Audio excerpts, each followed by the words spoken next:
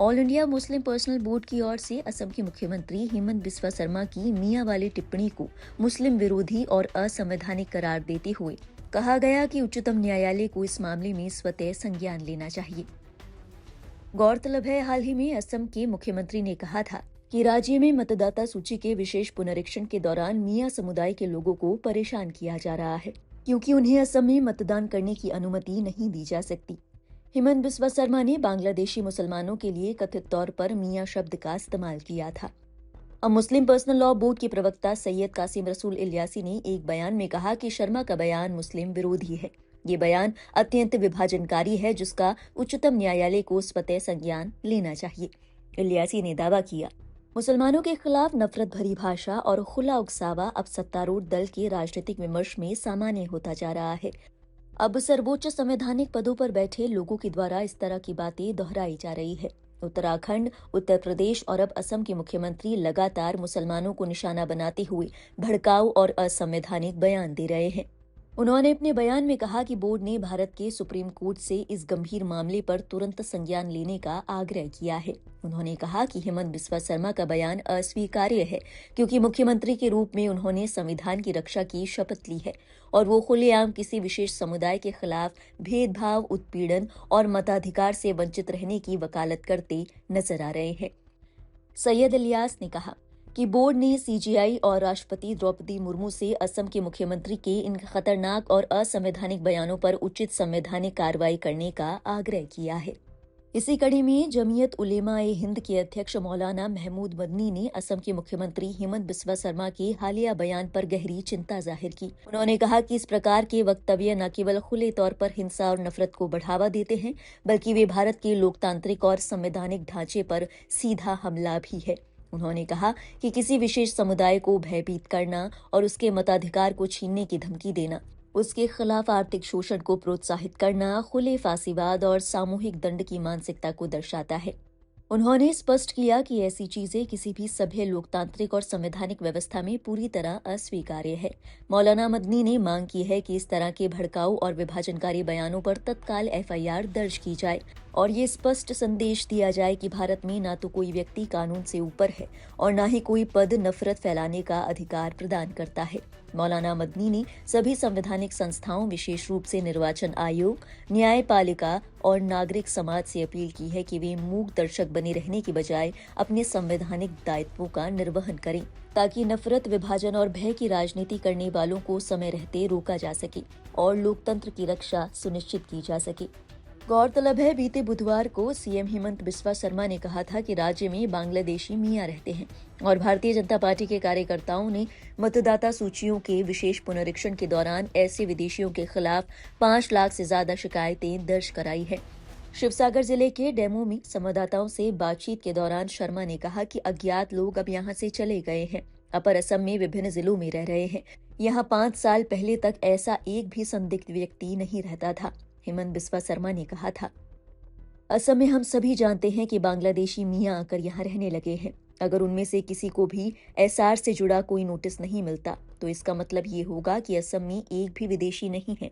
इसीलिए भाजपा के कार्यकर्ताओं ने किसी के विदेशी होने का संदेह होने पर शिकायत दर्ज कराई है और सरकार या निर्वाचन आयोग इसकी जांच करेगा। लेकिन अगर हम कोई शिकायत दर्ज नहीं कराते, तो कल लोग सवाल उठाएंगे कि विदेशियों के खिलाफ एक भी शिकायत दर्ज क्यों नहीं कराई गई। मुस्लिम बोर्ड की अपील के बाद अब ये देखना बाकी होगा कि क्या हेमंत बिस्वा शर्मा पर कोई एक्शन लिया जाता है या नहीं। इस मामले के तूल पकड़ने के बाद सीएम हेमंत बिस्वा शर्मा की सफाई भी सामने आई है। अपनी सफाई में उन्होंने क्या कुछ कहा, आइए आपको सुनाते हैं। ये क्या संतुष्ट नहीं होने का क्या बात है? तो बांग्लादेश से जो लोग आए हैं वो लोग अपने आप को ही मियाँ बोलते हैं। मैं तो वो नाम नहीं दिया है, वो तो खुद ही वो नाम लिया है। वही लोग खुद बोला है कि हमें मियाँ बोलिए। मियाँ कविता लिखा है, मियाँ पोएम लिखा है, ये नाम थोड़े मैंने दिया हूँ। तो बोलता है कि हेमंत बिस्वा शर्मा सिर्फ मियाँ मियाँ ही करते हैं। अरे मैं अगर मियाँ मियाँ करो, वो भी असमिया असमिया करे, आपत्ति क्या है? हेमंत बिस्वा शर्मा के इस बयान के बाद जहां मुस्लिम समुदाय में रोष है, वहीं दूसरी ओर विपक्ष ने भी जमकर निशाना साधा। अगर कोई उठकर कह दे कि हेमंत बिस्वा शर्मा चीनी एजेंट है, तो क्या फिर साबित हो जाता है? अरे ये पिछले 1 साल से एक राग अलाप रहे हैं, क्योंकि इनके पास अपने खुद के भ्रष्टाचार के जवाब नहीं है। 1.5 लाख एकड़ जमीन, लोकल असम के आदिवासियों की जमीन, भूमिपुत्रों की जमीन, इस भूमि विक्रेता हेमंता बिस्वा शर्मा ने नरेंद्र मोदी के दोस्तों को दे दी। उसका जवाब इनके पास है नहीं। चाय बागान वाले जवाब ढूंढ रहे हैं, आदिवासी जवाब ढूंढ रहे हैं। तो इसलिए ये पाकिस्तान के पीछे छिप रहे हैं। असम के मुख्यमंत्री हेमंत कुमार विश्व शर्मा जी कांग्रेस को कह रहे हैं कि बदन बर कफन है। इसका मतलब ये है, ये एक फारसी का लफ्ज है, फारसी शब्द है, और इसका मतलब है बदन मतलब बदन और बर कफन, कफन मतलब कफन, यानी कांग्रेस कफन ओढ़े हुए है। मैं उनसे गुजारिश करूंगा कि वो मुख्यमंत्री हैं, एक संवैधानिक पद पर बैठे हुए हैं, इस तरह के शब्दों का इस्तेमाल न करें, मर्यादित भाषा इस्तेमाल करें, मर्यादा में रहें। और जहां तक वो मियाँ मियाँ मियाँ चिल्ला रहे हैं बिल्ली की तरह, तो सुन लीजिए, कोई भी आसाम का मुसलमान हेमंत कुमार विश्व शर्मा से डरता नहीं है। देखिए, जो उत्तराखंड के माननीय मुख्यमंत्री धामी जी हैं, उन्होंने समान नागरिक संहिता लागू कर दिया है और इसी के साथ साथ कठोर नियम बनाए हैं। देखिए, हम इससे बहुत खुश हैं, क्योंकि जो अपराध पनपता है और जो बदनज़मी होती है, वो कहीं ना कहीं अपराधियों को छूट मिलने पर होती है, लचीलेपन में होती है।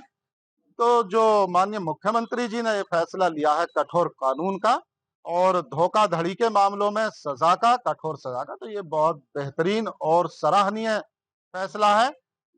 आज जो गरीब और कमजोर और तबके के जो अधिकार और हक तलफियां और जुल्म हो रहे हैं, वो यही वजह है कि कोई कठोर कानून नहीं था, और कुछ कानून थे भी तो माफियाओं ने वो अपने हिसाब से बनवाए थे, धर्म की आड़ लेकर के, और फिर उनका इस्तेमाल जुल्म ज्यादतियां करने के लिए किया गया था।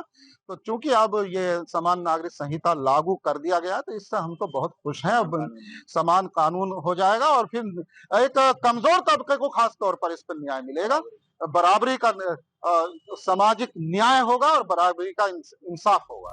मामले से जुड़ी हर अपडेट और देश और दुनिया से जुड़ी बाकी अहम खबरों के लिए आप देखते रहिए लाइव हिंदुस्तान।